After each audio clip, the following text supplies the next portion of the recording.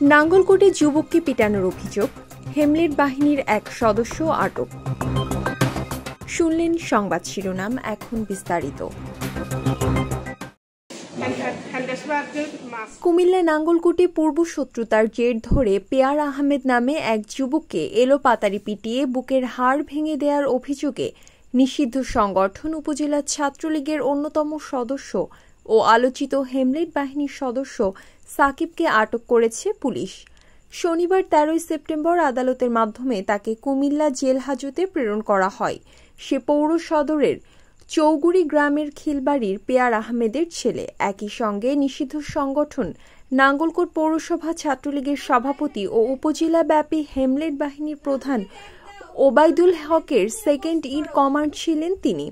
5 আগস্টের আগে ওবায়দুল হকের নেতৃত্বে মোকরা ও রায়কোট দক্ষিণ ইউপির কালেম বেতাগাঁও গ্রামে অগ্নিসংযোগ দেয়া সহ উপজেলার বিভিন্ন গ্রামে সন্ত্রাসী কর্মকাণ্ড করে বেড়াতেন এই হেমলেট বাহিনী। আওয়ামী লীগের আমলে এই হেমলেট বাহিনীর নাম শুনলেই আতঙ্কিত হয়ে পড়ত পুরো উপজেলার মানুষ। অভিযোগ সূত্রে জানা যায়, চৌগুড়ি গ্রামের খিলবাড়ির রফিকুল ইসলামের ছেলে পেয়ার আহমেদের সঙ্গে একই বাড়ির রিপন ও সুমন গংদের সঙ্গে দীর্ঘদিন ধরে বাড়ির জায়গা নিয়ে বিরোধ চলে আসেন। গতকাল শুক্রবার সন্ধ্যায় পেয়ার আহমেদের ছোট বোন মাহমুদা আক্তার তার বাবার বাড়িতে আসলে বাড়ির জায়গা নিয়ে রিপন ও সুমন কথা কাটাকাটি হয়। এক পর্যায়ে রিপন, সুমন, সাকিব, তার পিতা পেয়ার আহমেদ ও দেলোয়ার দেশীয় অস্ত্রশস্ত্র নিয়ে মাহমুদাকে পিটাতে থাকে। তাৎক্ষণিক পেয়ার আহমেদ বাধা দিতে গেলে তাকে এলোপাতাড়ি পিটিয়ে বুকের হাড় ভেঙে গুরুতর আহত করে। পরে স্থানীয় লোকজন এসে আহতদের উদ্ধার করে নাঙ্গলকোট উপজেলা স্বাস্থ্য কমপ্লেক্সে ভর্তি করে। সেখানে পেয়ার আহমেদের অবস্থা আশঙ্কাজনক হলে তাকে কুমিল্লা মেডিকেল কলেজ হাসপাতালে প্রেরণ করেন। এর আগেও বেশ কয়েকবার পেয়ার আহমেদকে মারধর করার অভিযোগও রয়েছে সাকিব গংদের বিরুদ্ধে।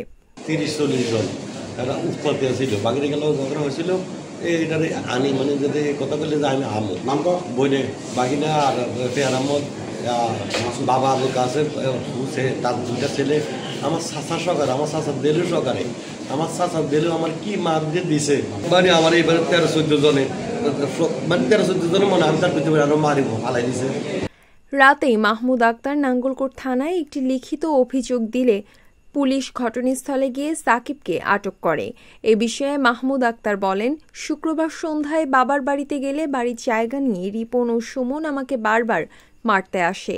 এক পর্যায়ে রিপন, সুমন, সাকিব ও তার পিতা পেয়ার আহমেদ সহ 8 থেকে 10 জন আমাকে লাঠি দিয়ে পিটাতে থাকে। এ সময় আমার ভাই এসে বাধা দিলে তাকে এলোপাতাড়ি পিটিয়ে বুকের হাড় ভেঙে দেয়।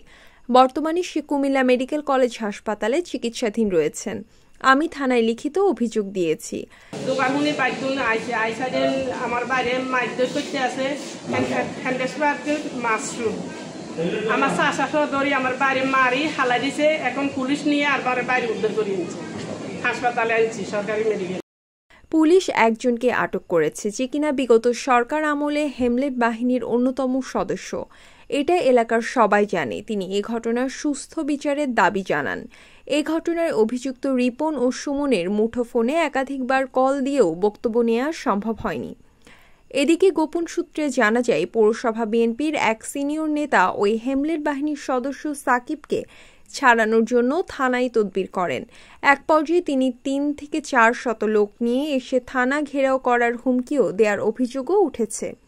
এ বিষয়ে নাঙ্গলকোট থানার ওসি জাহাঙ্গীর আলম বলেন, অভিযোগ পাওয়ার পর পুলিশ সাকিবকে আটক করেছে। তাকে আদালতের মাধ্যমে কারাগারে পাঠানো হয়েছে। ঘটনার সঙ্গে জড়িত অন্যদের গ্রেপ্তারের অভিযান চলছে।